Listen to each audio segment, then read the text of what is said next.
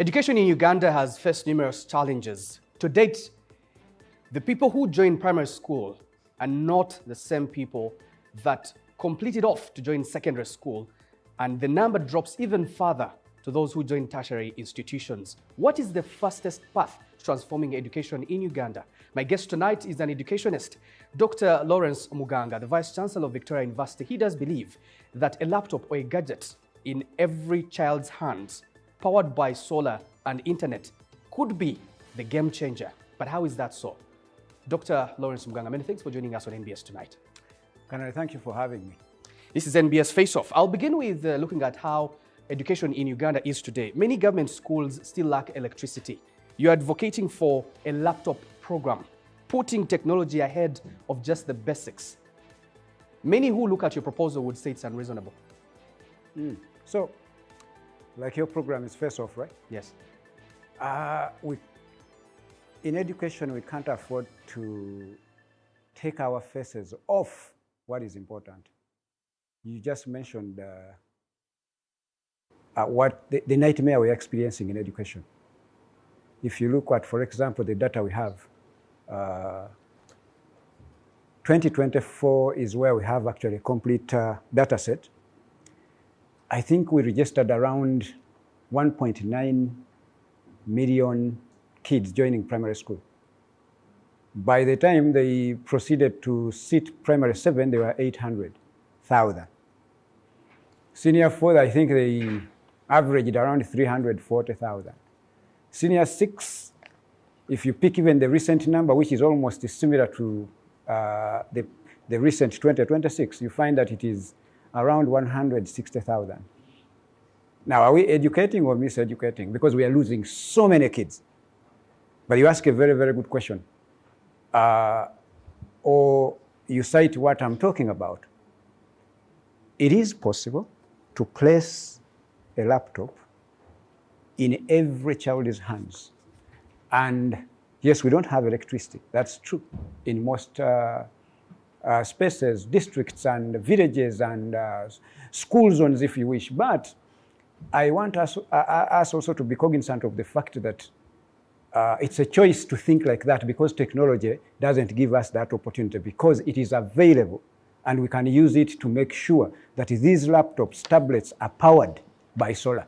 Yes, and I'm saying, why don't we first focus on the basics? You've just cited the numbers, 1.9 million pupils joining primary school, yes, and only 165,000 going all the way to finishing what do you think would be the basics? I think the basic would be people just want to stay in school, for example, be given sanitary pads, be given books to write, learn how to read and write, but also most importantly, a nutrition program. Okay. Wouldn't that be the basic? I mean, that's valid. But the very first point everyone is going to really bring forward is that, do we have the resources? And now this proposal I'm advocating for, I'm pushing forward, gives us the resources to do all that.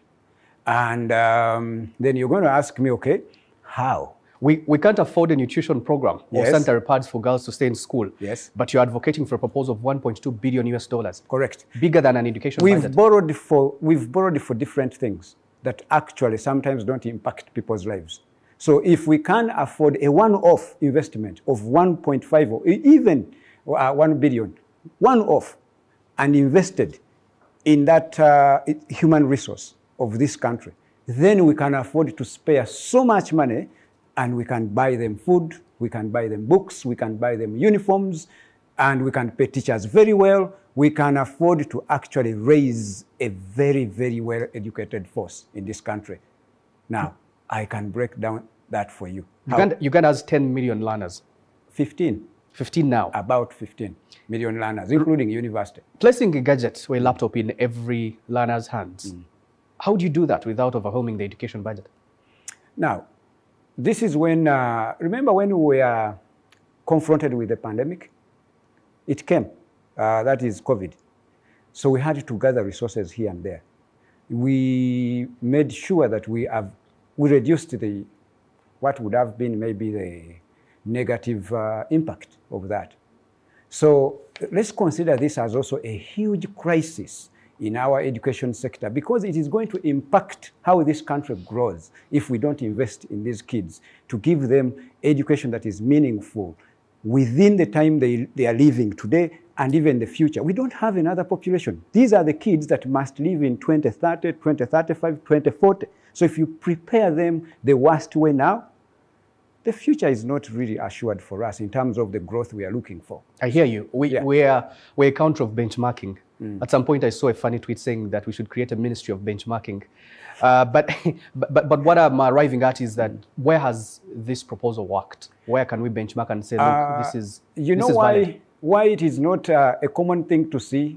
The countries that have the most productive education systems, it is even laughable for me to even be saying that every child should be given a laptop, because in other countries it is natural. Every child must have a computer at home, must also have one they are moving around with in their backpack, or they are going to find a fully functional and very well equipped laboratory, computer lab at school. But that doesn't stop them from having their own. So for us, what I'm saying right now, what I'm pushing or calling upon people to think about, in other countries it is looked at as backwardness, because they are asking themselves, but in 2026, should someone be pleading that a student should be able to use a computer at school? So that's how backward we are and how we need to save ourselves and fast track every child to catch up with the future, which is no longer in the future, but now. While preparing for this program, I looked at similar programs that have happened elsewhere, like Peru. Peru, laptops broke down, schools could not maintain them. And they were stuck with gadgets that are not functional. Why would Uganda succeed where others have struggled? Now, let's look at it this way. So, first of all, we agree in principle, if we have to agree, that every child must have a laptop or a tablet, all right? Then we follow it up by setting up a factory somewhere in this country, and they are manufactured here.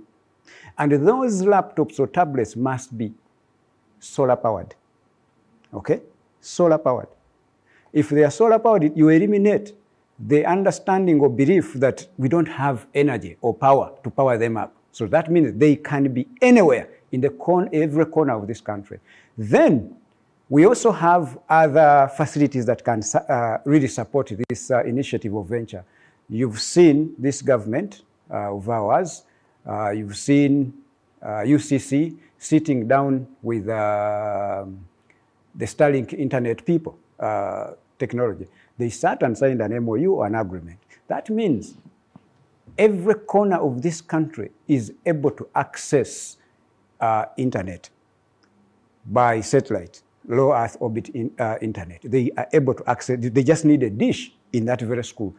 So, different from other examples you're looking at, for them, they bought a gadget, put it in the hand, put it at school, not in the hands of the child, at school, in a lab of some sort. Sometimes no power, no internet, so it becomes a white elephant sitting somewhere in a school, not something that is usable. At the end of the day, of course, things wear and tear, they die. So in this situation, it is powered up, it has power. Number two, it is powered up with internet. Number three, there is also individualism. Every child or personalized has this laptop. So they have to keep it as if their life actually depends on it, because it depends on it. Then, National Curriculum Development Center, every textbook we ever bought, a physical textbook, of which we don't even have them enough. If we look at all the schools we have, no school has the library we are looking for. So this time you buy one copy of every book you need. The national NCDC pushes it to this gadget because we have internet. So that means we've cut out the cost of purchasing all books that we needed in Uganda. Buy one copy, can be read by 15 million kids if they are at that level. But if they are at P7 level, one book. If they need 8 books in P7, 8 books. Therefore, in that process of simply buying digital books to be read by these kids, you've saved a significant chunk of money that you need to do the other things you talked about that actually lead to kids dropping out of school. You can now enrich their nutrition program. You can have some books. You can have some transportation if you can. You can even build more classrooms. I hear you, Doctor, but Uganda already is struggling with funding basic education at universal primary education and universal secondary education. Yeah, but the money given, for example, to a KCCA-funded school per child here in Kampala is worryingly small. I mean, that is a choice, okay? Any country that is about, right now we are talking about the tenfold growth strategy, right? We are talking about growing our country to a $500 billion economy by 2040. I think we are 14 years away from that. So how do you fast track yourself to that kind of growth that you look at?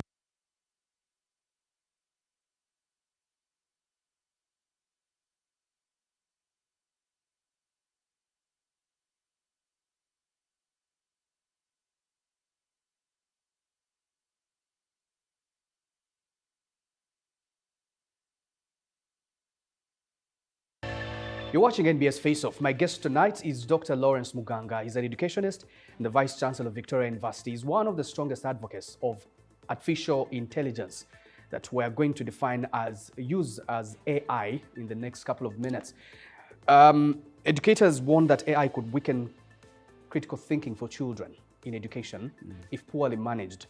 Now, if AI can write essays, answer questions, how do you stop students from outsourcing their thinking? And it's a valid observation, but I like how you also built it up that if not well managed, that disclaimer, the master of everything. But the truth is, there is no way it is going to take away people's critical thinking. I don't believe that. I am an ardent user of artificial intelligence right now, and it has actually improved my critical thinking. It is actually triggering me to imagine bigger. When you're going to speak to your students, do you sometimes sit down for a couple of minutes on AI, Chat GPT, or other tools like those to just look at what it thinks about your ideas? And I'm actually encouraging them every week to research the newest tools of AI, at least 5 every week. Because how do you make sure they don't do the same when doing exams? Exactly. That's where I was coming to show you that AI does not necessarily kill creativity or critical thinking. That's a mindset issue as well.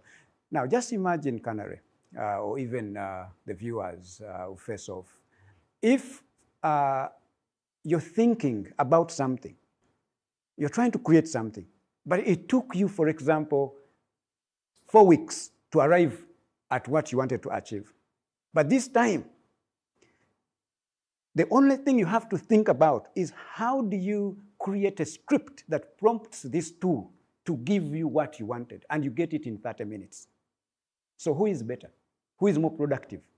Now, what it calls on the Abwindi, you name them, and then ask, what can Uganda do through maybe UTB and Ministry of Tourism to make these national game parks 20 and they are sustainable?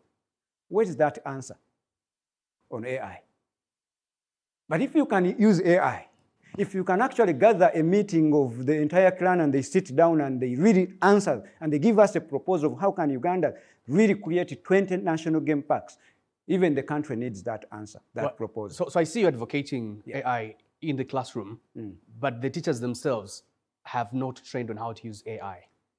It depends which university you're talking about. We're talking about education in Uganda, not necessarily just one classroom. Exactly, thank you. So now that's why we are saying we have to start somewhere. We begin by really asking people, can you embrace, can you adopt, can you also adopt this technology? Can you also happen as a country? We are going to be consumers of this technology. We are not going to be creators. We are not going to be producers of solutions that come with technology. We are not going to use it to even make us more productive, because right now we are still resisting even the call to put a gadget in the hands of a student. Yet we know the more a student interacts with these tools, that's where they become competent. They become a competent workforce. They become a competent human capital that is more productive 10 times what it is today. Just imagine if the workforce we had that can produce what it produces today, their productivity grows 10 times. where would Uganda be? I hear you. Use of AI to mean that there's also going to be automatic use of the gadgets that you're advocating for. Correct. Many countries are advocating for the reduction of screen time for the children, even access of social media pages at a certain age. Why should Uganda move in the opposite direction? I mean, when we say technology, we don't necessarily mean students using social media. It will be inevitable. It would be, and that's when we have to come in and control. We do what we call, of course, responsible usage of these platforms and tools and ethical use. So that we can manage. Even a tool itself can be managed. I hear you. Yeah. You've seen what the kids are doing on the TikTok platforms. I agree. But again, it comes back, you've seen countries that are banning TikTok up to a particular age.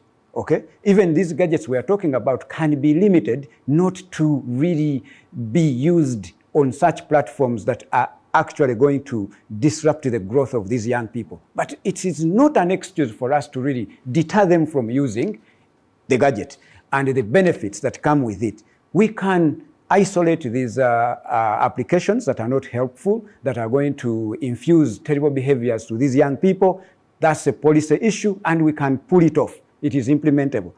But just because a child will misuse or abuse TikTok, then you deny them an opportunity to use the technology, then we are shooting ourselves in our feet, and it is not necessary. And we are going to feel the impact in the just nearest future. I hear you. For an African setting, AI is producing false content and information because what is fed into AI about Africa and particulars of countries like Uganda is not accurate. We're not the ones feeding it. My question to you is, how do you protect learners from learning wrong content and information?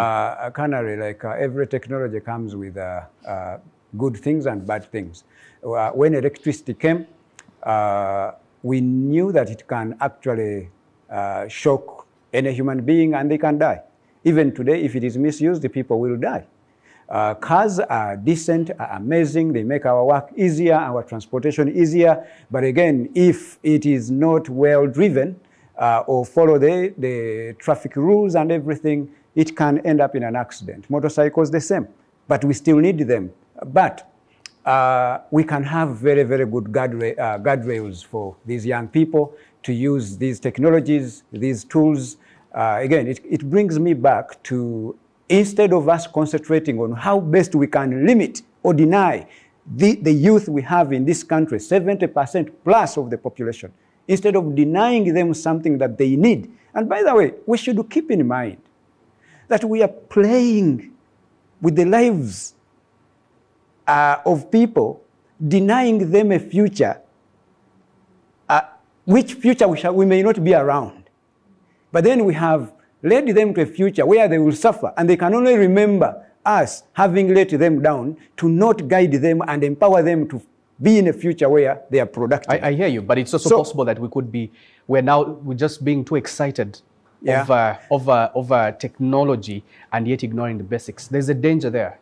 In the school of thought where I come from, there is no right or wrong answer. You may be correct. And it is very, very important for people to get worried like that.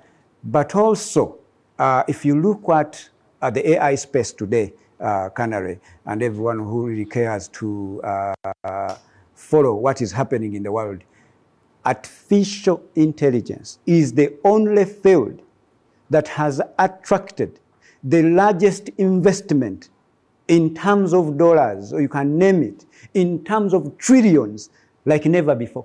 One field to receive the kind of money in form of investment it has received. No, not health, not anything, not military, not defense, no nothing.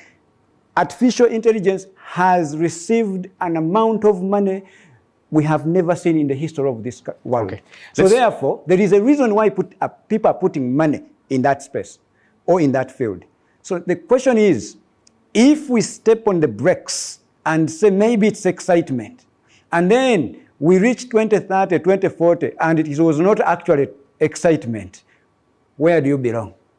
Let's pick it up from that after this short commercial break. When we return, Dr. Muganga is advocating for the use of laptops and now AI to solve problems in education and in all fields. But can children use these technologies when they're hungry?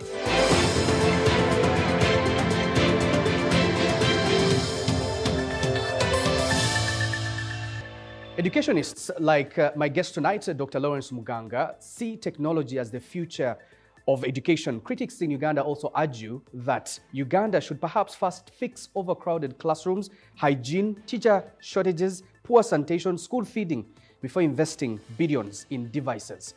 What gives you the confidence that ignoring the basics could be perhaps the right thing we're doing? I think, Canary, let me explain this in a different way. True, we have overcrowded schools. They don't have enough classrooms. Number two, teachers are not paid to the kind of welfare we want them to be experiencing, even though at least we saw in this 2026-27 budget, they have earmarked some increment, 25%. We're getting there. Now, the question now is, how do we, now that we have that problem and we don't have the resources, is it a crime for us to think creatively and use the resources we have to be able to actually manage the problems we have? And what I'm suggesting, kind of if you get a gadget in the hands of a child or those teachers, that in as far as learning is concerned, now a child in Kampala is reading the same book like a child in Itoroko, okay? So equitable education has happened. So new edition of textbooks they are using, they are not using 20-year-old books and you expect them to compete with a child in Tokyo in the globe. I have to really come late in the night at NBS here, but I fear there are very bad people on the way. No, we have to look for a solution to make sure you arrive here safe and you conduct this show successfully. So we cannot actually run away from something that is going to cause national growth, speedy growth at that point actually, because these are small problems. Okay, here's the second challenge, which you cannot afford to call small. Yeah. You're going to have these gadgets end up in people's homes because they're going to be stolen. Instead of ending up in schools, they're going to end up in homes instead of classrooms because they'll be stolen. When there was massive investment in infrastructure on the electricity side, even you saw how transformers, CCTV cameras, transformers, yeah, taken away, sold as scrap. That's not something you can, and you know how much money, for example, EDCL is losing in electricity infrastructure. So there is the risk. That's a valid risk, I can admit, but also not so heavy for us to not overcome it.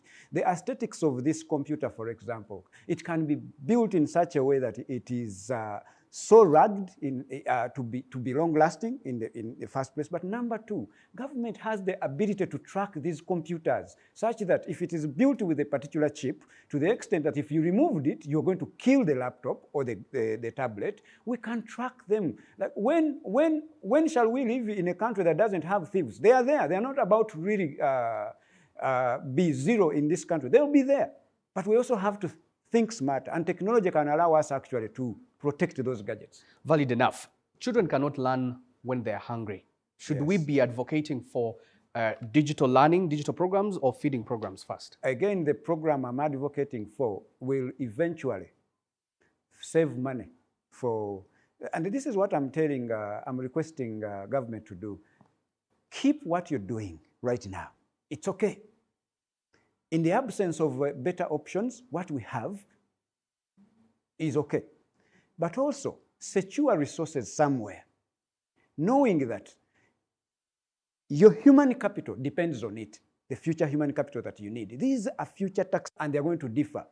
So even us, there are ministries, there are agencies that have a particular mandate, but if you have something as important as artificial intelligence and other emerging technologies, if you want it to be something productive for this country and to mean anything, You need to give it special attention with a mandate, with ability, with power to drive this country to the $500 billion economy we are looking at, because it's only AI that will give us the shortcut that we need, and other technologies, of course, because the other technologies we are talking about, they become smoother and more implementable if they have AI. The productivity increases. So we need AI like fuel to be able to, because with AI you get infinity.